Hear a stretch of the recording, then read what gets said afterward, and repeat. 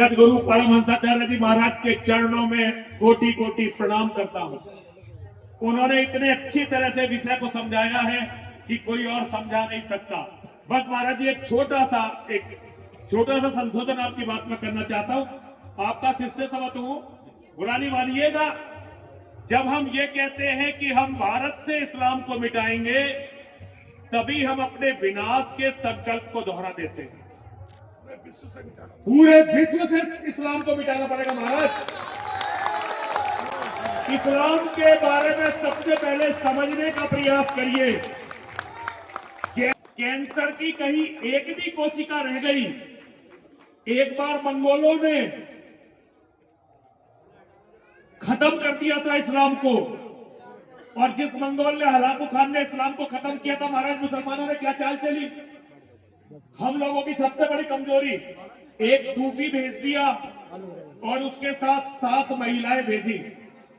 7 महिलाएं, और उन 7 महिलाओं ने बरके खान को मुसलमान बना दिया। और मंगोलों की एक रिवायत थी कि मंगोल आपस में नहीं लड़ते थे, तो बरके खान ने अपने चचेरे भाई से कहा कि या तो मुसलमानों से लड़ना छोड़, वरना मैं भाई ने बरके खान से कहा, सगे चचेरे भाई से, कि भाई हमारे दादा की चंगेज खान की रिवायत है मंगोल आपस में नहीं लड़ते। तो बरके खान का ऐतिहासिक जवाब है, हमारे यहाँ बहुत सारे लोग डीएनए ढूंढते हैं। बरके खान ने कहा था, मेरे लिए तू भी काफिर है और चंगेज खान भी काफिर है।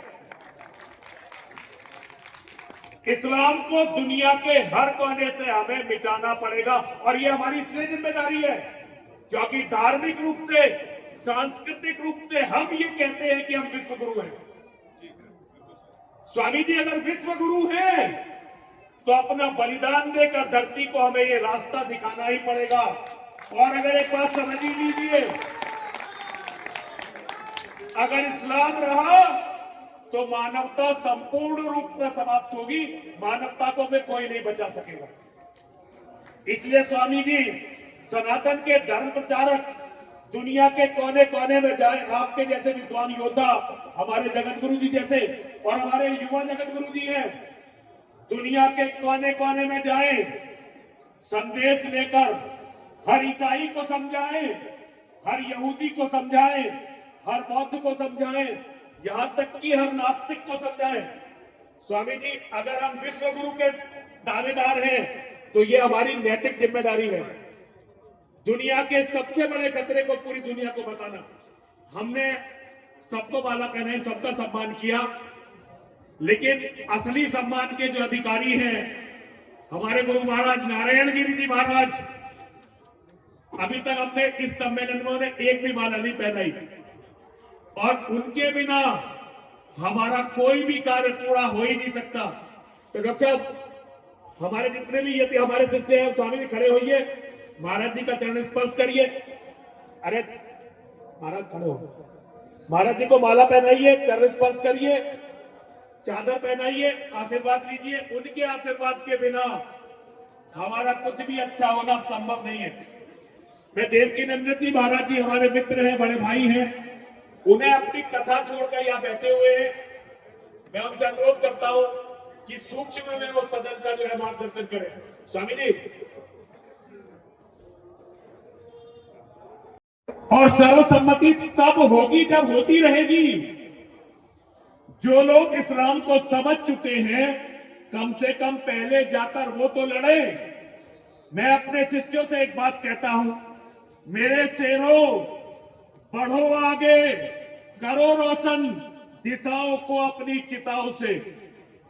हमारी जलती हुई चिताएं आने वाली हमारी पीढ़ियों को रास्ता दिखाएंगी।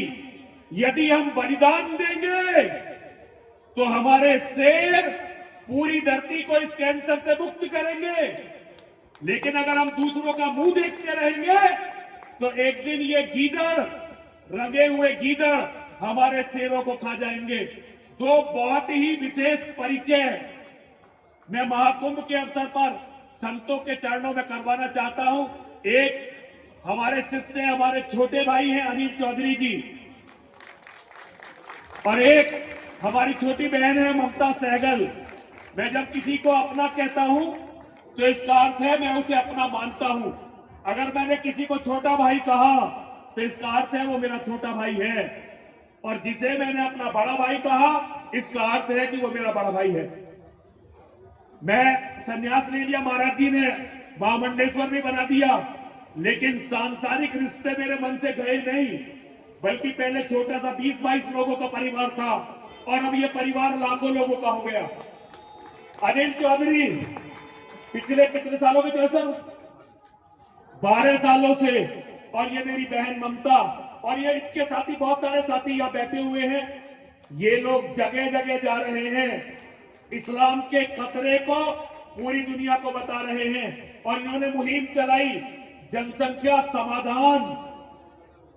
इन्होंने ये प्रयास किया कि भारत में जनसंख्या नियंत्रण के लिए एक कानून बने, और मैं तो इनसे बहुत पहले से कहने लगा था कि भाई भारत में एक भी ऐसा कानून नहीं बनेगा जिसे मुसलमान नहीं बनने देना चाहता।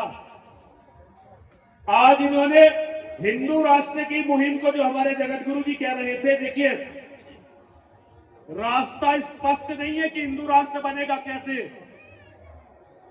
लेकिन हमारे मन में यह स्पष्ट रहना चाहिए कि हमें अपना एक देश बनाना है।